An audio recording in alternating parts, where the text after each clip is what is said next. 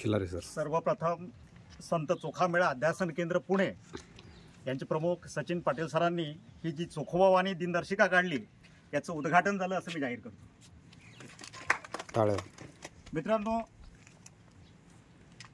नदी डोंगा परी जल नवे डोंगा, काय भुल्लासी वरलिया रंगा, चोखा डोंगा परी भाव नवे डोंगा, काय भुल्लासी वरलिया रंगा. मित्रांनो, चोखामेळा हा 12व्या शतकातील महान संत ज्ञानेश्वर नामदेवाबरोबर राहिलेला त्यांचा सहवासी संत.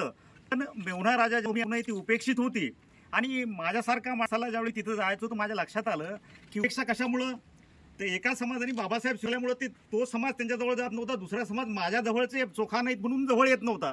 तर ही उपेक्षा कशी थांबवायची म्हणून माझ्या डोक्यात असं आलं की ह्या खडकपूर्णा धरणाला, याचं नाव पहिलं खडकपूर्णा धरण, या खडकपूर्णा धरणाला जर चोखासा गाव दिलं तर सरकार इकडे लक्ष देईल आणि सरकारी योजनेतून का होईना त्या चोखामेळ्याचा विकास होईल. ज्या चोखामेळ्याला कुणी नाही त्याला सरकारवाली असलं पाहिजे. म्हणून मी चोखामेळा धरण्यासाठी 6 वर्ष प्रयत्न केले आणि प्रकाश भाऊ, मी सगळी प्रदीप सगळी मंडळी या सोबत होती आणि या धरणाचं नाव झालं.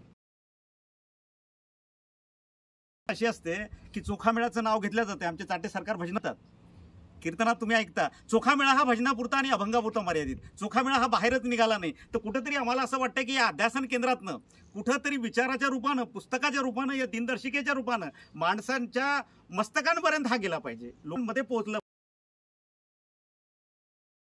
संत म्हणजे गळ्यात माळ, संत म्हणजे रुद्राक्ष, संत म्हणजे घंटा, संत म्हणजे एखादी पोथी पुराण. पण की संत कुणाला म्हणायचं असेल तर संत प्रकाश गीतेला म्हणा, संत सचिन पाटलाला, रावजीला म्हणा. याचं कारण असं की अशी समाज परिवर्तन असतील तर ही खऱ्या संत असण्यास याच्यामध्ये तफावत खूप आहे. संताला प्रस्तावित झालेली आहे, बंगले, घर, दार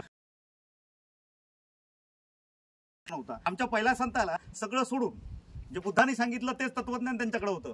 तेच तत्वज्ञान फुले शाहू आंबेडकरांनी घेतलं, महाफुलेंनी घेतलं आणि म्हणूनच त्यांच्या त्या महापुरुषांचे विचार घेऊन आपण चालत आहोत. तर खऱ्या अर्थानं चोखामेळ्याला खऱ्या अर्थानं आपण जर अभिवादन करत असाल तर खऱ्या ज्यांचं नाव दिलं यांनी जे सांगितलं पाटलांनी की ही जी भूमी आहे की आम्हाला अशी नको तर आम्हाला जिवंत असली पाहिजे. तर कुठेतरी अशा ठिकाणी माणसं घडणे ही दिनदर्शिकेच्या बंधूंनी सांगितली तशी ही जर सगळ्यांमध्ये 12 महिने जर ही जात असेल, ही मागच्या वर्षीही काढली, पण या वर्षी मला बोलता बोलता ते म्हटले की सर आपल्याला दिनदर्शिका पुन्हा या वर्षी काढायची, तर काय करता आमचं हे धरण दाखवा, हे पोहोचू द्या लोकांपर्यंत, हे लोकांना कळू द्या. आणि मित्रांनो, खऱ्या अर्थानं मला याला नाव देतानाही माझ्या डोक्यात भूमिका ही होती की इथं कुणी जर आलं, इथं जर शाळेची मुलं घेऊन आले तर शाळेच्या मुलांनी धरण पहा.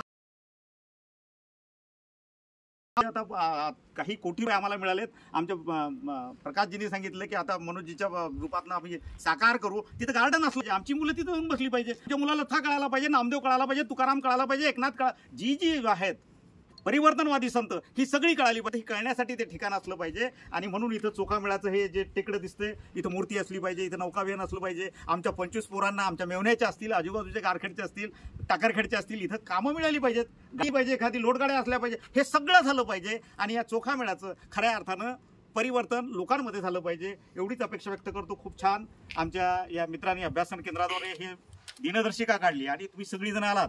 तुम्ही तुमच्या सगळ्यांचे आभार मानतो. खऱ्या अर्थानं हे पुण्यावरून रात्री प्रवास करून आले आणि सकाळी मला भेटले. खऱ्या अर्थाने यांचे आभार की कुठल्या ना कुठल्या पद्धतीनं होईना चोखामेळ्याचा मी एक भक्त, चोखामेळ्यासाठी मला काही करता येईल का ही भावना डोक्यात घेऊन माझ्याशी ते बोलत असतात. परिवर्तन चळवळीतला माणूस आहे हा. जर कर्मकांडाचा माणूस असता तर माझ्यासारख्या माणसाने थोडंसं पुन्हा एक डिस्टन्स ठेवलं असतं. पण हा परिवर्तन चळवळीतला माणूस आहे. फुले शिवाजी शाहू आंबेडकर आजच्या माणसाला काय अपेक्षित आहे, काय केलं पाहिजे, मस्तक सशक्त कसे असले पाहिजे हे जाणणारा माणूस आहे. म्हणून खऱ्या अर्थाने या माणसाचं मी स्वागत करतो, अभिनंदन करतो की ही दिनदर्शिका सगळ्यांकडे पोहोचेल, मिळेल आणि सगळ्यांपर्यंत चोखोबा या रूपात का होईना हा मिळेल. आणि त्यांनी मला विनंती केली आणि मी चालूच आहे. माझे 2 चॅप्टर झाले. लवकरच मी चोखोबावर एक सुंदरसं कादंबरीच्या रूपात की एखाद्या कॉलेजच्या मुलांनी का होईना हातात पुस्तक घेतलं तर टाकू नये, नुसतं धार्मिकता नसावी तर त्याच्या पलीकडे तो असावा चोखावा. या पद्धतीनं लिखाण चालू आहे. लवकरच ते पूर्ण झालं तर 2-4 महिन्यात त्याचंही आपण तुमच्या सगळ्यांच्या साक्षीनं आपण त्याचंही मोठं कार्यक्रम आयोजित करू.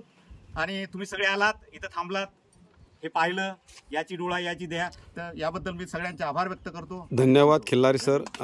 प्राचार्य उल्काताई चंदन शिवे, संत चोखामेळा अध्यासन केंद्राच्या अध्यक्षा आणि संस्थापक सचिन पाटील सर आणि वृंदावन फाउंडेशन पुणे यांनी हा पुढाकार घेऊन संत चोखोबावाणी याचं प्रकाशन मुख्य अधिष्ठान जिवंत स्मारक म्हणून संत चोखामेळाच्या धरणावर जिवंत पाण्यावर आपण हे 25 किलोमीटर पाण्याचं इथं मोठं स्थळ आहे, इथे प्रकाशन केलं. याबद्दल या सर्वांचं मी अभिनंदन करतो आणि या चोखोबावाणीला अशीच वर्षानुवर्षे प्रगती व्हावी अशी अपेक्षा करतो आणि थांबतो. जय हिंद. थँक्यू. बढिया.